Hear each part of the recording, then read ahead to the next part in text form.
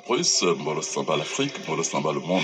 Parce que nous avons plein d'amis qui nous appellent depuis les États-Unis et depuis l'Australie même. C'est surpris de voir Radio Gabon aller si loin. Ça me surprend. Radio Gabon, oui, nous avons reçu un message de l'Australie. Radio Gabon est aussi sur YouTube.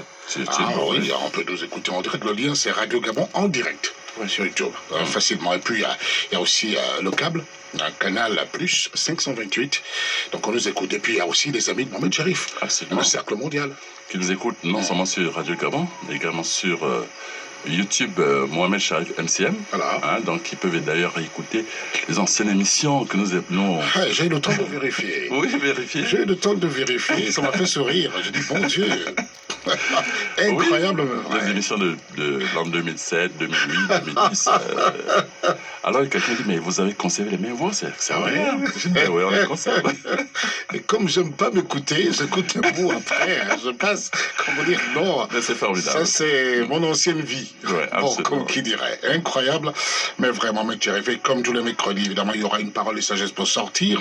Nous faire un tour dans la pharmacie de la nature tout à l'heure. Oui. Et puis nous dire un mot sur les gestes fins du 12e mois lunaire. Oui. 12e mois lunaire. Oui. On sait très bien que nos frères musulmans abordent ce week-end, évidemment, la plus grande fête. Absolument. C'est la fête de la Tabaski. On sait très bien qu'Abraham est l'ancêtre de tous les croyants. Absolument. On va en parler tout à l'heure. Puis bon, à savoir, vous avez une surprise pour nous, forcément.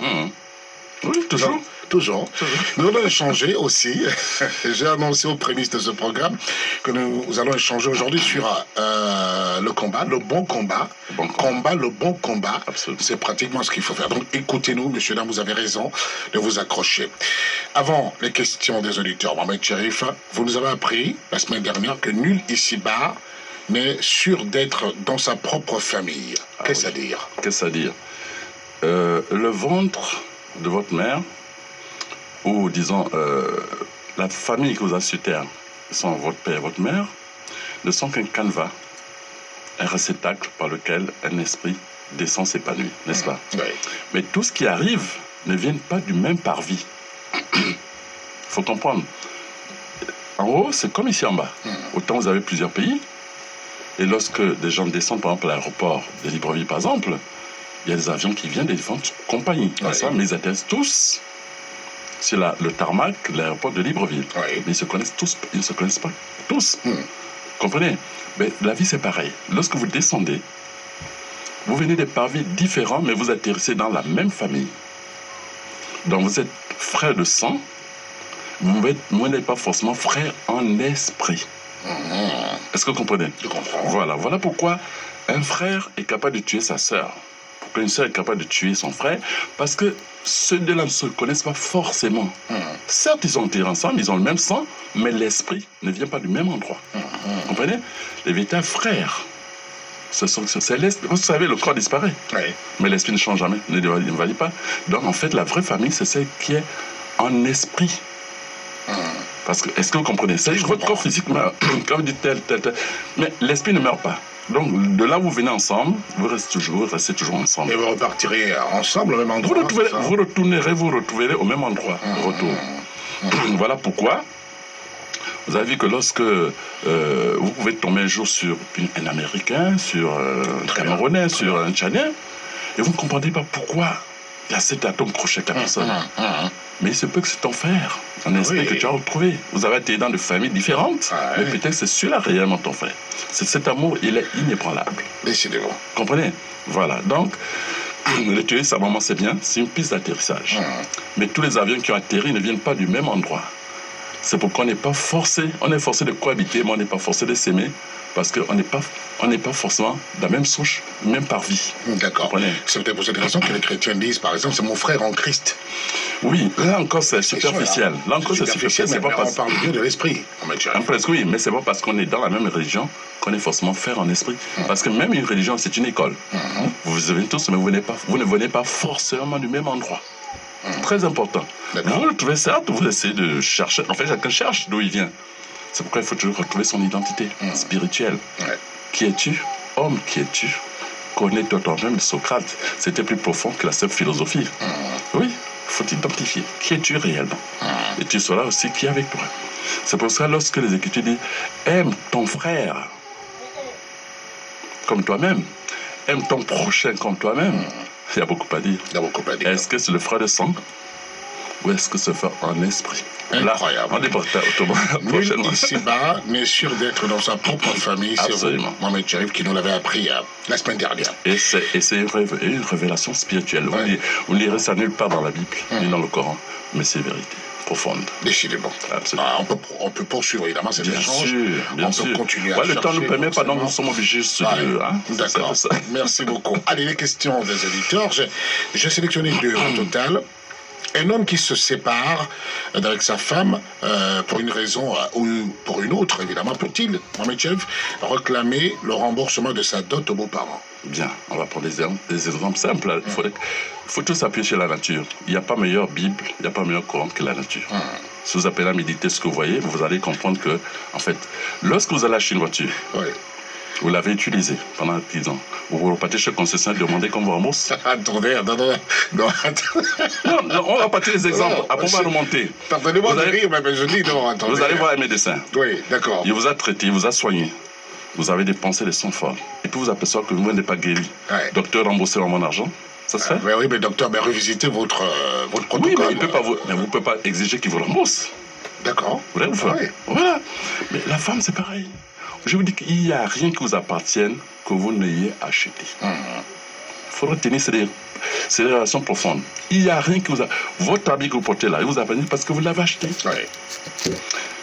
Avoir une femme, aller doter une femme, savoir le droit, c'est un droit d'acquisition, ça dit que c'est comme un titre foncier que vous allez acquérir en versant la dot. Excusez le terme, ce n'est pas une marchandise, mais il faut que vous compreniez ce que ça veut dire. Parce que là, on a l'impression. Non. Vous savez, je vous dis qu'il n'y a rien qui vous appartient que vous n'ayez acheté. C'est-à-dire que vous n'avez payé le prix. Vous comprenez?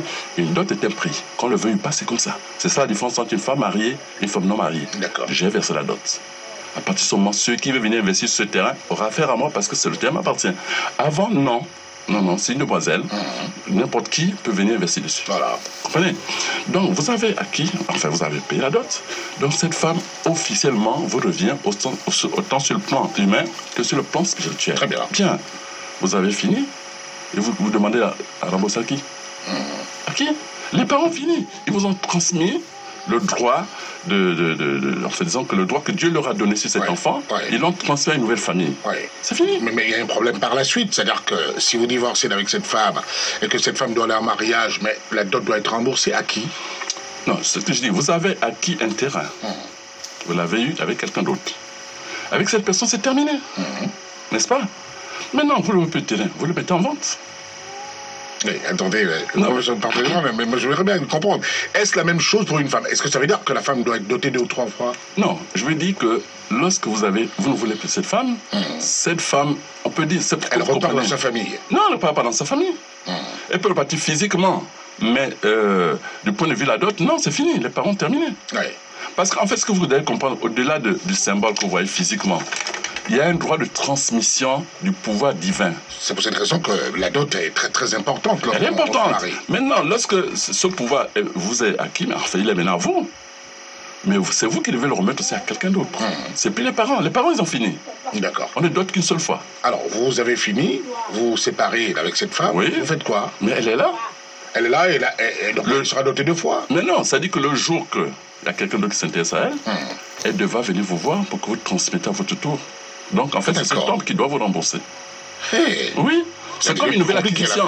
Vous avez acquis un terrain. Mais vous n'allez pas le réclamer au premier qui vous a vendu. Non, c'est le prochain client qui arrive et qui vous voit maintenant. Très bien. Là, vraiment, nous parlons sur le plan spirituel. Ne prenez pas ça à la lettre, ne prenez pas ça au moment parce que ça peut choquer certaines personnes. Mais c'est pour vous aider à comprendre, en fait, l'importance spirituelle de la dot. Vous voyez, lorsque vous avez doté une fille chez ses parents, ce jour-là, le pouvoir spirituel des parents vis-à-vis de cet enfant est transmis à une nouvelle famille. Voilà. La vôtre. La vôtre. C'est pour ça qu'en fait, cette qui s'appelait par Ningon Bernadette doit maintenant s'appeler Mapoma Bernadette. Parce que c'est la nouvelle acquisition.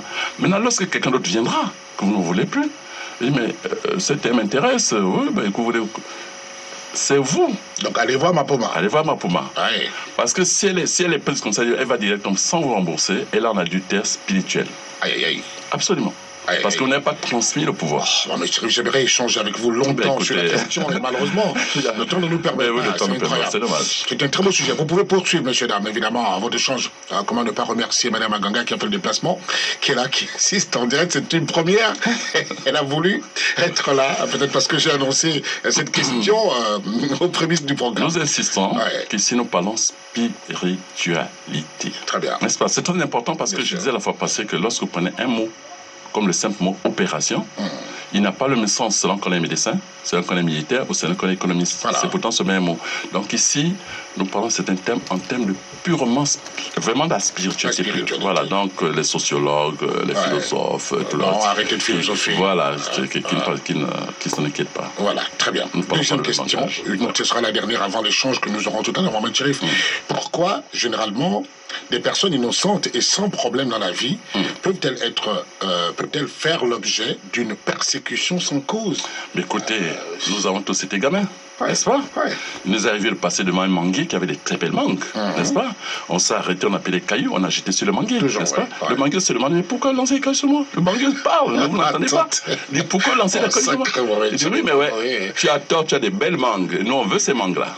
Ah ouais. Vous voyez? Alors, ce que vous voyez sur le plan physique, c'est vrai seulement sur le plan spirituel. Vous avez une étoile qui est prise sur vous. L'ennemi l'a repérée et veut donc s'en accaparer ou empêcher qu'elle brille parce que l'ennemi évolue dans le noir.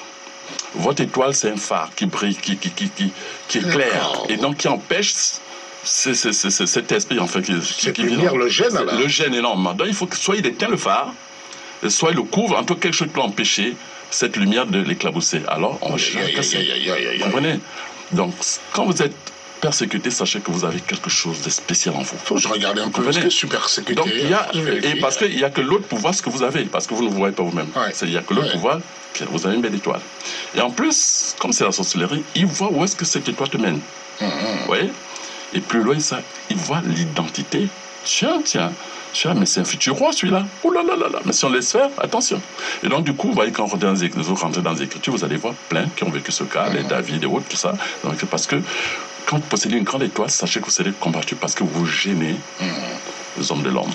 Mon Dieu. Absolument. Et Dieu seul sait combien de personnes on est obligé de faire court à tout du temps. Mais c'est les beaux font l'objet de persécutions depuis de nombreuses années. Absolument. Donc vous ne tournez pas.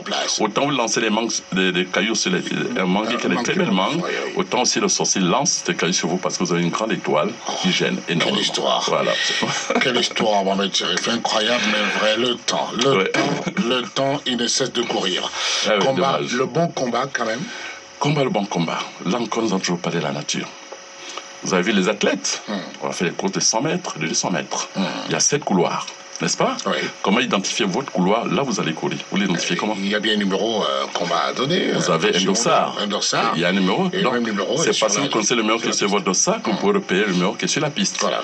Lorsque vous allez dans une invitation, vous avez une carte d'invitation et, par exemple, je sais pas, il y a une réunion, un colloque, une grande conférence et les chaises sont bien numérotées avec des noms. Comment identifiez-vous le numéro de votre chaise? Mais la même chose, forcément, j'ai un badge. Sur votre badge ou sur votre carte d'invitation, vous avez, et vous pouvez repérer, n'est-ce pas? Alors, imaginez que vous n'avez pas de carte d'invitation, ou bien que vous ne connaissez pas le numéro qui est sur votre carte d'invitation. Qu'est-ce que vous allez faire? Vous n'allez pas n'importe quelle chaise. Il va se passer des problèmes, n'est-ce pas? Vous pouvez vous imposer même par la force, mais il y aura toujours des problèmes. Sur la piste de course, c'est pareil. Vous n'avez pas votre numéro de ça, donc vous ne connaissez pas dans quel couloir vous courez, n'est-ce pas? Prêt, partez, vous démarrez. Vous arrivez premier.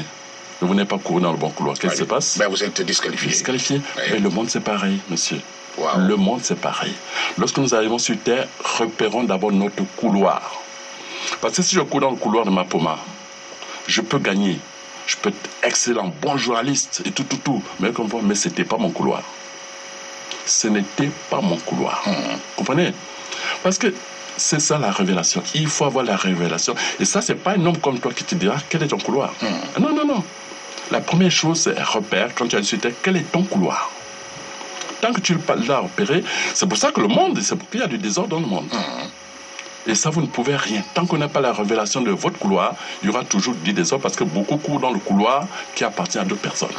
Vous avez les courses, ils ont vécu, ils ont triomphé, mais lorsqu'ils arrivent, ils sont disqualifiés, messieurs. Et c'est valable pour nous tous. Incroyable. Personne n'est sûr de courir dans son vrai couloir. Parce que nous ne demandons pas la révélation. c'est la révélation. Je reste sans voix. Moi, je n'arrive pas à vous relancer, c'est incroyable. Ouais. Vous êtes marié. Êtes-vous rassuré? Est-ce que vous êtes rassuré que cette femme est la côte qu'on a enlevée de vous? Bonne question. C'est pas sûr. Ouais. C'est pas sûr. Voilà pourquoi beaucoup se marient pour être ensemble, mais se marient pas pour être un. Comprenez? Voilà, c'est très important, c'est des thèmes tellement importants que c'est dommage qu'on n'ait pas assez de temps. Mais chaque question que vous posez est un thème qu'on peut développer pendant 2 heures. Il n'y a pas beaucoup à dire. Donc le désordre qui existe dans le monde, c'est parce que beaucoup ne courent pas dans leur couloir. Et résultat des courses, beaucoup seront disqualifiés. Comprenez? Voilà, absolument. Donc combat le bon combat, ça s'entend que... Repérez votre couloir et faites ce pourquoi Dieu vous envoie sur terre. S'il y a un immeuble à construire, vous êtes fait pour faire le carrelage, mais faites le carrelage. Voilà. N'allez pas faire la peinture. Si vous êtes fait pour être peintre, n'allez pas faire la charpente, même si vous êtes un bon charpentier, vous, c'est la peinture. Et c'est sur ça qu'on vous attend. Lorsque vous avez un ordre de mission, vous venez rendre compte, vous savez, bon, je t'envoie en mission, alors voici, qu'est-ce que tu as fait? Voilà, le compte rendu, il doit être conforme à la mission qu'on vous a assignée, n'est-ce pas? Mais lorsque vous faites n'importe quoi, même si c'est bien fait, mais c'est pas ce qu'on vous a demandé, c'est comme à l'école. Vous donnez un sujet, vous avez développé un très beau sujet, mais c'est formidable, mais monsieur Béa digression, c'est pas ce qu'on vous a demandé. Laïus total. Laïus total, vous voyez. Et beaucoup sont dans la digression. Oh là là. Voilà, monsieur. Oh là là. Merci beaucoup, monsieur. Incroyable, mais vrai. Incroyable, mais vrai. Nous sommes obligés d'avoir un sur le chrono, c'est comme ça. C'est incroyable. Et bon à savoir, Mohamed Chérif, mais nous passons d'un sujet important à un autre, sans pouvoir développer. Bon, ça va. Là encore, on fait appel. Normalement, vous savez, on met au monde des petits garçons, et ainsi de suite. Et savez-vous qu'il n'est pas bon à une mère ou à une sœur de frapper son petit frère ou son fils garçon aux fesses régulièrement? Comment ça? Mais c'est par là qu'on peut taper. Mais absolument, mais c'est un tort. Pour une femme, de taper son fils aux fesses régulièrement. Non, c'est sérieux. Il y a rétractation du pénis et il devient tout petit. Oh non! Le résultat des courses, beaucoup ont ce problème. Non, mais c'est sérieux. C'est bon pour ceux qui n'ont pas encore fait d'enfant, qui écoutent.